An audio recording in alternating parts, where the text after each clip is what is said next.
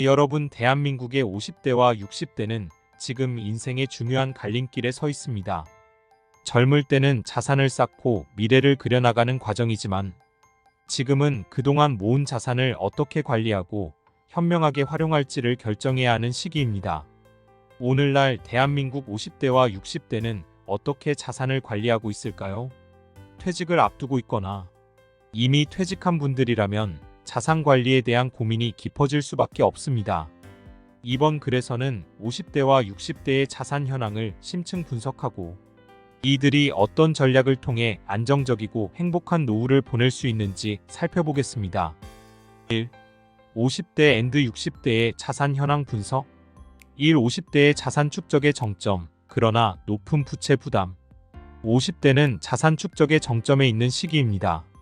가장 많은 소득을 올리며 자산을 모으는 이 시기에는 주로 부동산, 주식, 예금 등의 다양한 자산을 보유하고 있습니다. 하지만 한국의 50대 자산은 대체로 부동산에 집중되어 있습니다. 특히 주택담보대출과 자녀 교육비, 학자금 대출 등으로 인한 부채 부담이 커지는 것도 이 시기의 특징입니다. 사례 김씨의 주택담보대출과 자녀 학자금 대출. 김씨는 50대 초반에 서울의 아파트를 구매했습니다.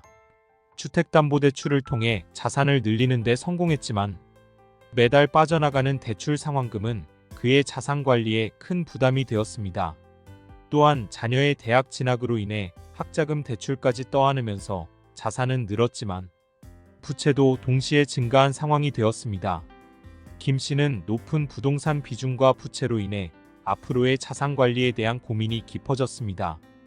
통계자료 통계청에 따르면 대한민국 50대 가구의 평균 자산 중 약 70%가 부동산에 집중되어 있으며 이 중 주택담보대출을 포함한 부채 비중이 20% 이상을 차지하고 있습니다. 이는 자산이 많더라도 현금 유동성이 낮다는 것을 의미하며 부채 부담으로 인해 자산 관리의 위험도가 높다는 것을 보여줍니다. 이 60대의 자산 은퇴 준비와 관리의 중요성. 60대는 은퇴를 시작하는 연령대입니다. 이 시기에는 퇴직으로 인해 고정소득이 감소하고 모아둔 자산을 어떻게 활용할지 결정해야 합니다. 부동산 자산이 여전히 많은 비중을 차지하고 있지만 문제는 현금화가 어렵다는 점입니다. 또한 예상치 못한 지출, 특히 의료비와 같은 부담이 커지면서 자산 관리가 더욱 중요해집니다. 사례 박 씨의 퇴직 후 생활비 부족. 박 씨는 60대에 은퇴하면서 퇴직금과 연금만으로 생활할 계획이었습니다.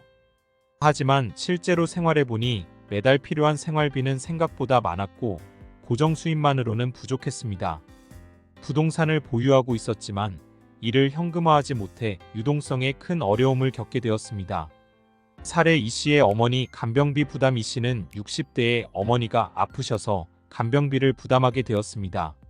예상치 못한 상황에 저축해둔 자산을 꺼내 쓸 수밖에 없었고 의료비와 간병비 부담이 자산 관리에 큰 걸림돌이 되었습니다. 통계자료 보건복지부 자료에 따르면 60대 이후에는 평균적으로 매년 200만 원 이상의 의료비를 지출하게 되며 간병비까지 합하면 부담이 더욱 커지는 것으로 나타났습니다. 2. 50대 앤드 60대의 자산관리 전략. 1. 연금 활용 전략. 연금은 은퇴 후 가장 안정적인 수입원 중 하나입니다. 국민연금, 퇴직연금, 개인연금 등 다양한 연금 제도를 잘 활용하는 것이 중요하며 연금 수령 시기를 적절히 조절하는 것도 전략적으로 생각해야 합니다. 특히 국민연금의 경우 수령 시기를 늦추면 수령액이 증가하기 때문에 개인의 상황에 맞춰 최적의 수령 시기를 선택하는 것이 좋습니다. 사례 정 씨의 연금 수령 고민. 정 씨는 60대 초반에 국민연금을 수령할지 아니면 몇 년 더 기다려 수령액을 늘릴지 고민 중이었습니다. 조기 수령을 하면 당장 생활비를 충당할 수 있지만 몇 년 더 미루면 더 많은 수령액을 받을 수 있기 때문입니다. 정 씨는 재무 설계사의 도움을 받아 자신에게 맞는 수령 전략을 찾기로 했습니다. 이 자산 다변화. 부동산 의존도를 낮추고 금융 자산 확대. 50대와 60대는 부동산에 집중된 자산 구조를 다변화하는 것이 중요합니다. 부동산은 가치가 오를 가능성이 높지만 현금화하기 어렵고 부동산 시장의 변동성에 취약할 수 있습니다. 이에 따라 금융자산, 즉 예금, 주식, 채권, 펀드 등의 비중을 늘리는 것이 필요합니다. 사례 이 씨의 금융자산 투자 시작 이 씨는 부동산의 비중이 너무 높다는 사실을 깨닫고 부동산 일부를 매각해 금융자산에 투자하기 시작했습니다. 주식과 펀드에 대한 공부를 시작하고 재무 전문가의 조언을 받아 안정적인 수익을 창출하는 방향으로 자산을 다변화해 나갔습니다. 3자녀 지원과 부모 봉양의 균형. 50대와 60대는 자녀와 부모를 동시에 돌봐야 하는 샌드위치 세대입니다. 자녀의 결혼 자금, 학자금 지원 등의 경제적 부담과 부모님의 의료비, 생활비 등을 동시에 고려해야 하므로 재정적으로 큰 부담이 됩니다. 따라서 자녀의 경제적 독립을 적극적으로 지원하고 부모님의 노후를 미리 계획하는 것이 필요합니다. 사례 최 씨의 자녀와 부모 봉양 계획. 최 씨는 자녀의 결혼 자금과 부모님의 생활비를 동시에 지원하고 있었습니다. 이는 가족을 위한 일이지만 최 씨의 재정 상태에 큰 부담이 되었습니다. 최 씨는 자녀에게 경제적 독립의 중요성을 설명하고 부모님의 노후 자금을 미리 계획함으로써 재정적 부담을 조금씩 완화해 나갔습니다. 의료비와 건강관리. 60대 이후부터는 건강관리가 중요해지며 건강 악화는 의료비 증가로 이어집니다. 건강보험이나 실손보험에 가입해 예상치 못한 의료비 부담에 대비하고 규칙적인 건강관리로 예방하는 것이 필요합니다. 사례 박 씨의 의료비 부담 경감. 박 씨는 갑작스러운 건강 문제로 병원비가 급증했습니다. 그러나 실손보험에 가입해 둔 덕분에 의료비의 상당 부분을 보험금으로 충당할 수 있었습니다. 또한 정기적인 건강검진을 통해 질병을 조기에 발견하고 치료할 수 있었습니다. 50대와 60대가 꼭 해야 할 자산관리 행동. 1. 계획적인 자산관리.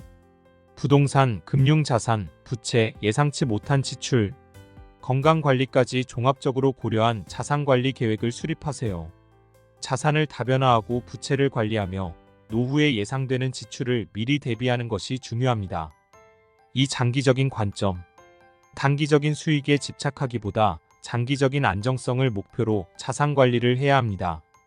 부동산 시장의 변동성이나 금융자산의 위험성을 고려해 장기적인 이익과 안정성을 추구하세요. 3. 전문가 활용. 자산관리는 전문가의 도움을 받는 것이 효과적입니다. 재무설계사나 부동산 전문가의 도움을 받아 자신에게 맞는 맞춤형 전략을 수립하고 지속적으로 자산을 관리하는 것이 중요합니다. 실제 사례. 60대 중반의 정 씨는 재무설계사를 통해 자신의 자산 상태를 진단받고 연금 수령 시기, 자산 다변화, 부채 관리 등 종합적인 재무 계획을 수립했습니다. 그 결과 자산의 안정성과 수익성을 모두 확보할 수 있었고 안정적인 노후 생활을 보낼 수 있게 되었습니다. 결론. 50대와 60대, 지금이 자산관리의 가장 중요한 시기. 50대와 60대는 인생에서 가장 중요한 재정적 전환점을 맞이합니다. 이 시기에 현명한 자산관리는 안정적이고 행복한 노후를 위한 필수적인 준비 과정입니다. 지금부터 자신에게 맞는 자산관리 전략을 세우고 장기적인 관점에서 꾸준히 실행해 나가세요. 미래를 위한 현명한 선택은 여러분의 노후를 더욱 안정적이고 행복하게 만들어줄 것입니다. 지금 당장 자신의 자산 상태를 점검하고 새로운 자산관리 전략을 세워보세요. 안정적인 노후 생활은 준비하는 만큼 여러분의 것이 될 수 있습니다. 오늘 준비한 영상은 여기까지입니다. 오늘 영상이 유익하고 여러분이 삶에 도움이 되셨다면 구독, 좋아요, 알림 설정 부탁드리고 댓글에 시청 시간이 아깝지 않았어요 라고 남겨주시면 행복한 인생 후반전을 살아갈 것입니다. 안 남기면 혼자 쓸쓸히 늙어감. 오늘 영상은 최신형 노트북으로 제작했습니다.